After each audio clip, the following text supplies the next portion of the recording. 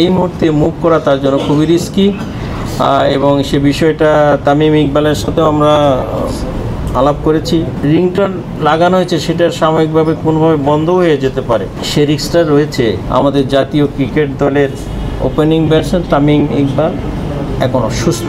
উপদেষ্টা মহোদয় তার পরিবারের সদস্য নাফিস ইকবাল এবং তার ওয়াইফের সঙ্গে কথাও বলেছেন। আমাদের জাতীয় সম্পদ, জাতীয় ক্রিকেট দলের ওপেনিং ব্যাটসম্যান তামিম ইকবাল, আপনারা জানেন যে তার অ্যাকচুয়ালি শারীরিকভাবে অসুস্থতা বোধ করে গতকাল সকাল 10:30টার দিকে, এবং তিনি এসেছিলেন এখানে এবং ডাক্তাররা তাকে কার্ডিয়াক প্রবলেম হিসেবেই সন্দেহ করেছেন এবং প্রাথমিকভাবে কিছু চিকিৎসাও দিয়েছেন, কিছু পরীক্ষা নিরীক্ষা করেছেন এবং এটাও বলেছিলেন যে এই মুহূর্তে আপনার কোথাও মুভ করা ঠিক হবে না। কিন্তু এটাই স্বাভাবিক, আমরা যে কেউ অসুস্থ হলে সবচেয়ে বড় কথা উনি আমাদের ন্যাশনাল একজন সেলিব্রিটি, ওনার অবস্থান বিবেচনা করে উনি নিজে সিদ্ধান্ত নিয়েছিলেন তাড়াতাড়ি ঢাকায় শিফট করার জন্য এবং হেলিকপ্টারের ব্যবস্থা হয়েছিল এবং আমাদের এখান থেকে 2 জন ডাক্তার এবং ওখানকার ডাক্তার মিলে 4 জন হেলিকপ্টারে যাওয়ার প্রস্তুতি নিয়েছিলেন। এই মুহূর্তে তার হার্ট অ্যাটাক হয়েছে এবং তার নাড়ি স্পন্দন পাওয়া যায়নি। তারপরে ডাক্তাররা সিপিআর দিয়েছেন, সেটা হচ্ছে কার্ডিওপালমোনারি রিসাসিটেশন বলি, এক ধরনের চিকিৎসা ব্যবস্থা। হার্ট যদি কাজ করা বন্ধ করে দেয় তাকে চালু করার জন্য এই ব্যবস্থা নিয়েছেন। আল্লাহর বিশেষ রহমত, all credit goes to almighty Allah. তারপরে ওনারা যেটা করেছেন ওনাদের জন্য যায় সেটা। আল্লাহ পাক যদি সাহায্য না করেন তাহলে তো আমরা কোনোভাবেই বেঁচে থাকতে পারবো না। আল্লাহর শুকরিয়া আদায় করছি।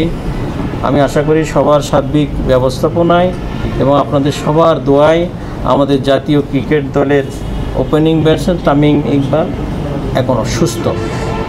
স্বাস্থ্য মন্ত্রণালয় স্বাস্থ্য অধিদপ্তরের পক্ষ থেকে আমাদের পরিচালক হাসপাতাল এবং ক্লিনিক মইনুল হাসান সরাসরি হাসপাতাল কর্তৃপক্ষের সাথে যোগাযোগ রেখেছে, সার্বিক পরিস্থিতির অবলোকন করেছে এবং আমাদের উপদেষ্টা মহোদয় নূরজাহান বেগমকে যথাসময়ে টাইম টু টাইম সেটা ইনফর্ম করেছেন এবং আমাদের উপদেষ্টা মহোদয় তার পরিবারের সদস্য নাফিস ইকবাল এবং তার ওয়াইফের সঙ্গে কথাও বলেছেন। আপনারা অলরেডি জেনেছেন যে সার্বিক অবস্থা আলহামদুলিল্লাহ আশাব্যঞ্জক, কিন্তু কখনো কখনো যে প্রাইমারি পিসিআই হয়েছে এটা একটা ফরেন বডি, সেখানে একটু রিয়াকশন হতে পারে, হার্ট নানাভাবে এটার উপর অ্যাকশন হতে পারে, রিয়াকশন হতে পারে।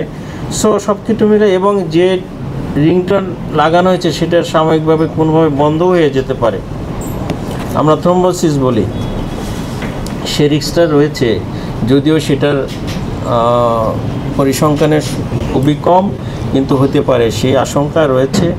সে ব্যাপারে ওনার পরিবারের সদস্যের সঙ্গে আমরা কথা বলেছি, বিষয়টা বলেছি এবং ডাক্তার যারা ছিলেন, বিশেষ করে ডাক্তার মারুফ কার্ডিওলজিস্ট এবং তার যে টিম, ওয়ার্কিং টিম এবং administrative management as a whole সব কিছু মিলিয়ে আল্লাহর বিশেষ রহমতে আমরা তাকে একটা নব্য জীবন দান করতে সমর্থ হয়েছি। ওনার পরিবারের সদস্যদের সাথে আমার আলাপ হয়েছে।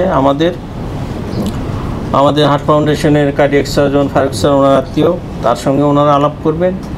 এই মুহূর্তে মুভ করা তার জন্য খুবই রিস্কি এবং সে বিষয়টা তামিম ইকবালের সাথেও আমরা আলাপ করেছি। এটাই স্বাভাবিক, সর্বোচ্চ চিকিৎসা সুবিধা যেখানে থাকবে সেখানে মানুষ যেতে চাইবে, কিন্তু তার জন্য যাওয়াটা কতটা নিরাপদ এই বিষয়টাতে ওনার সাথে আলাপ করেছি।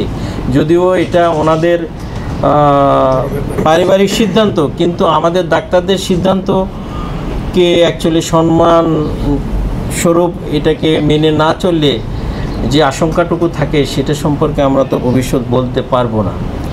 এবং আরও কিছু বিষয় থাকে একজন ডাক্তার এবং রুগীর যে পারস্পরিক বিষয়, সেগুলো আমরা আলাপ করেছি। ওনাকে কিভাবে চলা উচিত, কি মেনে চলা উচিত, সেগুলো এ বিষয়ে আমাদের প্রফেসর ওয়াদুদ বলেছেন। তো আমরা সবাই মিলে অ্যাকচুয়ালি ওনার জন্য দোয়া করি এবং কেপিজি হাসপাতালের সবাইকে আরেকবার ধন্যবাদ জানাই এবং এটা আপনারা জাতীয়ভাবে প্রচার করেন যে আমাদের কার্ডিওলজির যে ব্যবস্থাপনা সেখানে দেশের সার্বিক পরিস্থিতি কী এবং নির্ভরযোগ্য অবস্থান এখন আমরা আছি।